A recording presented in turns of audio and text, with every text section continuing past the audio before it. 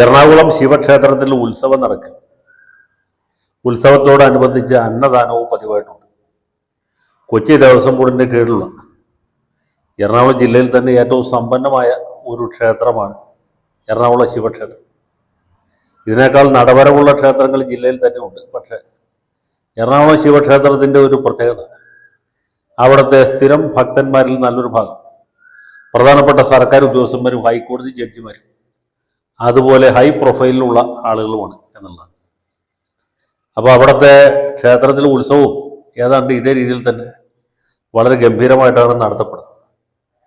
8 ദിവസം ഉത്സവമാണെങ്കിൽ 7 ദിവസവും രാവിലെ ശിവേലിക്കും വൈകുന്നേരം പകൽപൂരത്തിനും പണ്ട് പെരുവന കുട്ടന്മാരാണ് പഞ്ചാരി മേള അവതരിപ്പിച്ചത് എന്ന് പറയുമ്പോൾ നിങ്ങൾക്ക് അതിൻ്റെ ഒരു ഗാംഭീര്യം മനസ്സിലാവും. അതേ നിലവാരത്തിലാണ് അവിടെ കലാപരിപാടികൾ നടക്കുന്നത്. അതേ നിലവാരത്തിലാണ് വെടിക്കെട്ട് നടക്കുന്നത്, മറ്റ് സകല പരിപാടികളും നടക്കുന്നത്. ഇപ്പോൾ എറണാകുളത്തെ ഈ സവർണ ഹിന്ദുക്കൾക്ക് വലിയ പ്രാമുഖ്യമുള്ള അവരുടെ ഒരു തട്ടകം എന്ന് പറയാവുന്ന ഒരു സ്ഥലമാണ് എറണാകുളത്തെ ശിവക്ഷേത്രം. ഇത്തവണത്തെ ശിവക്ഷേത്രത്തിൽ ഈ അന്നദാനത്തിൻ്റെ ഉദ്ഘാടനം നിർവഹിച്ചത് നമുക്ക് ഏവർക്കും പ്രിയങ്കരനായ മഹാനടൻ എന്നിപ്പോൾ ടെലിവിഷൻ ചാനലുകാർ വിശേഷിപ്പിക്കുന്നു മെഗാസ്റ്റാർ മമ്മൂട്ടിയാണ്. മമ്മൂട്ടി ആ ഒരു വെള്ളമുണ്ട് ഇടത്തോട്ട് കൊടുത്ത് ആ പൂക്കളുള്ള വെള്ള ഷർട്ട് പണിഞ്ഞ് പന്തലിലെത്തുകയും ഭഗവാൻ മഹാദേവൻ്റെ ഒരു പ്രതിമ, വിഗ്രഹം എന്ന് പറയാൻ പറ്റില്ല, ആ ഒരു പ്രതിമയ്ക്ക് മുന്നിൽ ആദ്യം വിളക്ക് കൊളുത്തുകയും പിന്നീട് ചടങ്ങ് ഉദ്ഘാടനം ചെയ്തുകൊണ്ട് മറ്റൊരു വിളക്ക് കൊളുത്തുകയും അതിനുശേഷം ഈ നേരത്തെ പറഞ്ഞ ആ ഭഗവാന്റെ രൂപത്തിൻ്റെ മുമ്പിൽ ഒരു നാക്കിലേക്ക് ചോറ് വിളമ്പിക്കൊണ്ട് ഈ അന്നദാനം ഉദ്ഘാടനം ചെയ്തതായിട്ട് പ്രഖ്യാപിക്കുകയും ചെയ്തു. അദ്ദേഹം അവിടെ നിന്ന് ഊണ് കഴിച്ചു എന്ന് എനിക്കറിയില്ല, കാരണം ആ ദൃശ്യങ്ങളൊന്നും ടി വിയിൽ കണ്ടില്ല. ഇത് മലയാളക്കരയിൽ മമ്മൂട്ടിക്കുള്ള വലിയൊരു സ്വീകാര്യതയുടെ ദൃഷ്ടാന്തമായിട്ടാണ് ഞാൻ കണക്കാക്കുന്നത്. ശ്രീ പ്രേമനസീർ ജീവിച്ചിരുന്ന കാലത്ത് അദ്ദേഹം ചിറയൻകീഴിലെ ശർക്കര ദേവി ക്ഷേത്രത്തിൽ ഒരു ആനയെ നടയിരുത്തിയിട്ട് നമുക്കറിയാം. ആ ആനയുടെ പേര് നസീർ എന്നായിരുന്നു എന്ന് കേട്ടിട്ടുണ്ട്. ഏതാണ്ട് അതേ രീതിയിലുള്ള ഒരു സ്വീകാര്യത മമ്മൂട്ടിക്കുണ്ട്. ജാതിക്കും മതത്തിനും രാഷ്ട്രീയത്തിനും അതീതമായിട്ട് മലയാളികളെ സ്നേഹിക്കുന്ന, ആദരിക്കുന്ന, വിലമതിക്കുന്ന ഒരു താരമാണ്. അതിനേക്കാൾ ഉപരി ഒരു മഹാനടനാണ് മമ്മൂട്ടി. സത്യന് ശേഷം മലയാളത്തിൽ ഉണ്ടായ ഏറ്റവും ഗംഭീരനായ നടനാരാണെന്ന് ചോദിച്ചാൽ, എന്നോട് ചോദിച്ചാൽ ഞാൻ പറയും, യാതൊരു സംശയമില്ലാതെ പറയും, അത് മമ്മൂട്ടിയാണ്. മമ്മൂട്ടിയുടെ ഒരു പ്രത്യേകത, അദ്ദേഹം നല്ല റോളുകളിൽ അഭിനയിച്ച് ഗംഭീരമാക്കാനായിട്ട് എത്ര വലിയ ക്ലേശം സഹിക്കാൻ തയ്യാറാണ് എന്നുള്ളതാണ്. പ്രതിഫലം അദ്ദേഹത്തിന് ആ കാര്യത്തിൽ വിഷയമല്ല. അതിനുവേണ്ടി എത്ര അധ്വാനിക്കാൻ അദ്ദേഹം തയ്യാറാണ്, എത്ര ക്ലേശം സഹിക്കാനും തയ്യാറാണ്. ഒരു ഷോട്ട് ഓക്കെ ആക്കാനായിട്ട് എത്ര തവണ ശ്രമിക്കാനും അദ്ദേഹം തയ്യാറാണ്. അതുകൊണ്ടാണ് അടൂർ ഗോപാലകൃഷ്ണൻ്റെ സിനിമകളിൽ മമ്മൂട്ടി അഭിനയിക്കുന്നത്. അതുകൊണ്ടാണ് ഹരിഹരൻ്റെ, MTയുടെ ഒക്കെ സിനിമകളിൽ അദ്ദേഹം സജീവ സാന്നിധ്യമായി. വടക്കൻ വീരഗാഥ മാത്രം മതി മമ്മൂട്ടിയുടെ അഭിനയത്തിൻ്റെ റേഞ്ച് മനസ്സിലാക്കി. മമ്മൂട്ടി പുട്ടൂർ പീസായിട്ട് അഭിനയിച്ചിട്ടുണ്ട്, മമ്മൂട്ടി ഒന്നന്മാരായിട്ട് അഭിനയിച്ചിട്ടുണ്ട്, ഭാസ്കര പട്ടേലായിട്ട് അഭിനയിച്ചിട്ടുണ്ട്, അംബേദ്കറായിട്ടും അഭിനയിച്ചിട്ടുണ്ട്. ഏത് റോളും അഭിനയിക്കാൻ തയ്യാറാണ്. അതിനുവേണ്ടി എത്ര അധ്വാനിക്കാനും തയ്യാറാണ്. ഈ സമർപ്പണ ബോധമാണ് മമ്മൂട്ടിയാക്കി.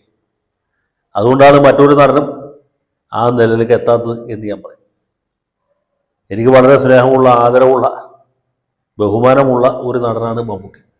മമ്മൂട്ടി ആരാധിക്കുന്ന ആളുകളുണ്ട്, ഞാൻ ആരാധകനല്ല. അദ്ദേഹത്തെ വളരെ ആദരിക്കുന്ന ഒരാൾ. അദ്ദേഹത്തിൻ്റെ പല സിനിമകളിലെ അഭിനയം എനിക്ക് വളരെ ഇഷ്ടമാണ്. എന്ന് വെച്ചാൽ എല്ലാ സിനിമയിലും അദ്ദേഹം ഒരുപോലെ ഗംഭീരമായിട്ട് അഭിനയിക്കും എന്നും എനിക്ക് അഭിപ്രായം. ഞാൻ അദ്ദേഹത്തിൻ്റെ ഒരു വിമർശകനാണ്, ആസ്വാദകനുമാണ്. ആരാധകൻ എന്ന് പറയാൻ പറ്റില്ല എന്നു. മമ്മൂട്ടിയെ സംബന്ധിച്ചിടത്തോളം പറഞ്ഞാൽ, ഇപ്പോൾ കഴിഞ്ഞ ദിവസം കണ്ട വാർത്ത, അടൂർ ഗോപാലകൃഷ്ണൻ ഏറ്റവും പുതിയ സിനിമ നിർമ്മിക്കുന്നത് മമ്മൂട്ടി കമ്പനിയാണ്. അതിൽ പ്രധാന റോളും അദ്ദേഹത്തിന് അഭിനയിക്കും എന്നാണ് ഞാൻ മനസ്സിലാക്കുന്നത്. അതുപോലെ ഹരിഹരൻ പുതിയതായിട്ട് സംവിധാനം ചെയ്യാൻ പോകുന്നത് ONV കുറുപ്പിൻ്റെ വിഖ്യാതമായ ഉജ്ജയിനി എന്ന കാവ്യത്തെ ആസ്പദമാക്കിയിട്ടുള്ള സിനിമയാണ്. അതിലും ഒരു പ്രധാന വേഷം ചെയ്യുന്നത് മമ്മൂട്ടിയാണ് എന്നാണ് ഞാൻ മനസ്സിലാക്കുന്നത്. അപ്പോൾ ഈ പ്രായത്തിൽ അദ്ദേഹത്തിന് അനാരോഗ്യത്തിൻ്റെ പ്രശ്നങ്ങളുണ്ട്, മറ്റ് പല പ്രശ്നങ്ങളുമുണ്ട് നമുക്കറിയാം. പക്ഷെ അതിനെയൊക്കെ അവഗണിച്ചുകൊണ്ട് ഇപ്പോഴും സജീവമായിട്ട് നിൽക്കുന്നു. അദ്ദേഹത്തിന് വളരെ വൈകി വന്ന ഒരു അംഗീകാരമാണ് ഈ പത്മഭൂഷൺ എന്ന് പറയാതിരിക്കാൻ നിവൃത്തിയില്ല. സത്യത്തിൽ അദ്ദേഹം പത്മഭൂഷണല്ല, പത്മവിഭൂഷൺ തന്നെ അർഹിക്കുന്ന ആളാണ്. പിന്നെ നമ്മുടെ സംവിധാനവും സർക്കാരും ഒക്കെ ആയതുകൊണ്ട് ഇപ്പോഴാണ് പത്മഭൂഷൺ കിട്ടിയത്. അതിൽ പരിഭവിക്കാനൊന്നുമില്ല. കാരണം മധുവിന് പത്മശ്രീ കിട്ടിയിട്ട് അധികം നാളായിട്ടില്ല. ജയറാമിന് പത്മശ്രീ കിട്ടിയതിന് ശേഷമാണ് മധുവിന് കിട്ടിയത് എന്ന് പറഞ്ഞാൽ ഇതൊക്കെ കൊടുക്കാനിരിക്കുന്ന ആളുകളുടെ കോമൺ സെൻസ് എന്തോരുണ്ട് എന്ന് നമുക്ക് ഊഹിക്കാം. സത്യനാണെങ്കിൽ പത്മശ്രീ പോലും കിട്ടിയിട്ടില്ല. ഇനി പത്മശ്രീ കിട്ടാത്തതുകൊണ്ട് സത്യൻ മോശം നടനാണ്, അത് കിട്ടിയതുകൊണ്ട് പത്മഭൂഷൺ കിട്ടിയതുകൊണ്ട് പ്രേമനസീർ അദ്ദേഹത്തെക്കാൾ മികച്ച നടനാണെന്നും പറയാൻ പറ്റിയില്ല. അപ്പോൾ പുരസ്കാരങ്ങളല്ല പലപ്പോഴും ആളുകളുടെ കഴിവിൻ്റെ മാനദണ്ഡം എന്ന് മനസ്സിലാക്കാം. പക്ഷേ മമ്മൂട്ടിയെ സംബന്ധിച്ചിടത്തോളം വൈകി എത്തിയ ഈ പത്മഭൂഷൺ തീർച്ചയായിട്ടും നമുക്ക് ഏവർക്കും സന്തോഷം നൽകുന്ന ഒന്നാണ്.